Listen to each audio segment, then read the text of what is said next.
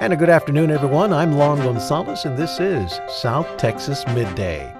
The Corpus Christi City Council voted 5-3 to advance procedural steps to follow up on a petition that seeks to remove Mayor Paulette Guajardo. The vote taken by the council doesn't remove the mayor outright, but sets the stage for a possible hearing that could lead to the mayor's removal. One council member, Eric Cantu, outlined that there is some confusion about the petition. He made clear that none of the council members who voted in favor of that process had anything to do with the petition to remove the mayor. Petition was introduced last August and coming in connection with the Homewood Suites investigation. But he also added that he's not happy with the process and the way the city charter is mapped out. I don't like this part of the charter.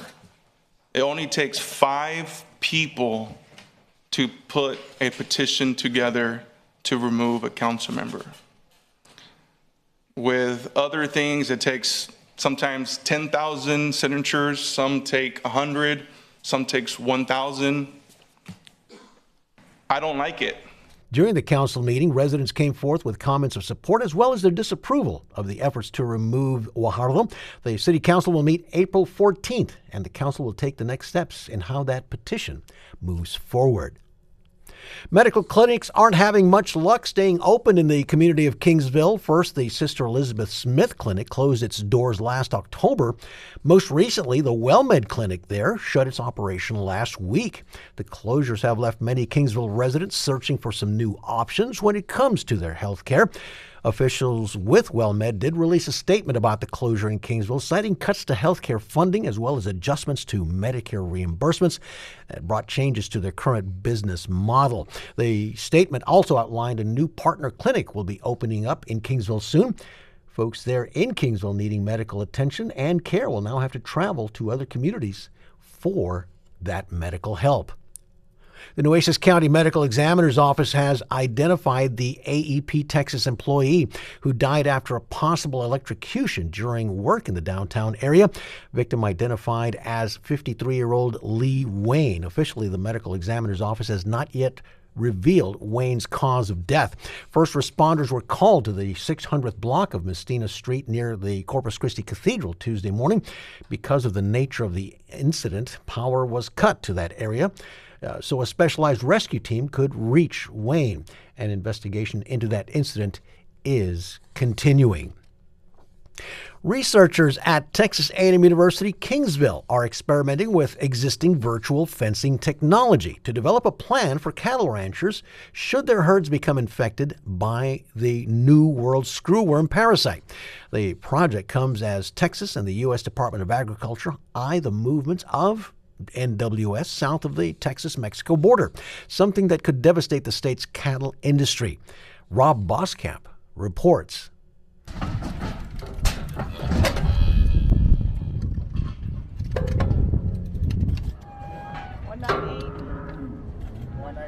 Dr. Robert Wells says his team is thinking outside the box, or in this case, within the perimeter of a virtual fence. We're just trying to be novel and innovative and use off-the-shelf technology that's out there that's available to any rancher right now. Wells, a professor of practice at Texas A&M University-Kingsville's King Ranch Institute for Ranch Management, hopes to utilize existing virtual fencing technology to help ranchers manage cattle. Ultimately, they want to develop a protocol ranchers can use should the New World Screwworm, or NWS, reaches the Texas-Mexico border. The flesh-eating parasite has not been reported in Texas since 1982. We don't know when or if the New World Screwworm fly gets here. We hope it never does. But if it does, we want to be ready to be able to have something that a producer can use.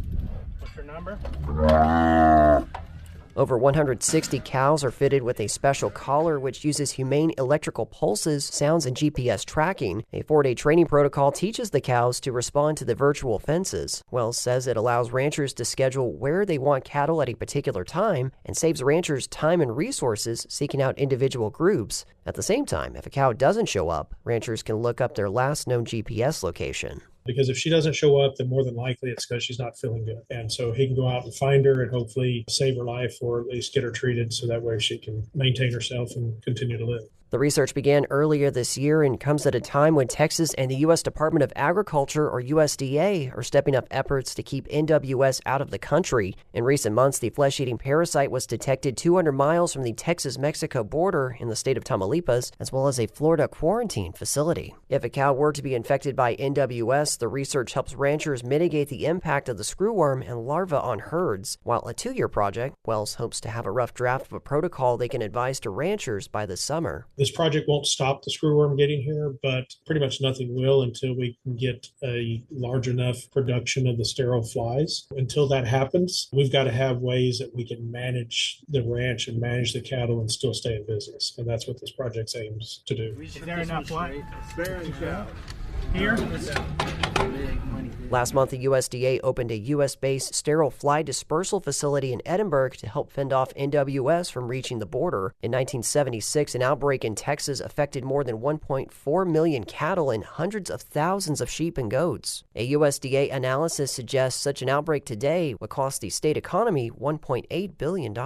We have technology that's now available that we can hopefully use in order to mitigate the impact and the effects of it, and hopefully to be able to keep ranchers in business rather than having to sell out because of the impacts and the effects of the screwworm. Wells, a South Texas native who grew up during the 1970s outbreak, said another would dishearten ranchers who've already experienced it. Some of them are telling us that if it gets here, they're just going to sell out. They just don't have the manpower. They don't have the time or the ability to go out and check a herd every day. This will allow them to hopefully be able to stay in the business. And Wells believes the research will find an outside-the-box solution for a problem he hopes will stay outside the country. I'm Rob Boskamp in Corpus Christi. Conservatives are holding one of their largest annual gatherings as President Donald Trump faces a tough moment and a growing rift over the Iran war. The Conservative Political Action Conference, or CPAC, begins today near Dallas. While Trump maintains broad support among conservatives, the Iran war is more than a wrinkle for activists drawn to his America First campaign pledge against getting involved in foreign conflicts. Some featured speakers at the conference backed the war. Others warn it could drain support from voters ahead of the midterm elections.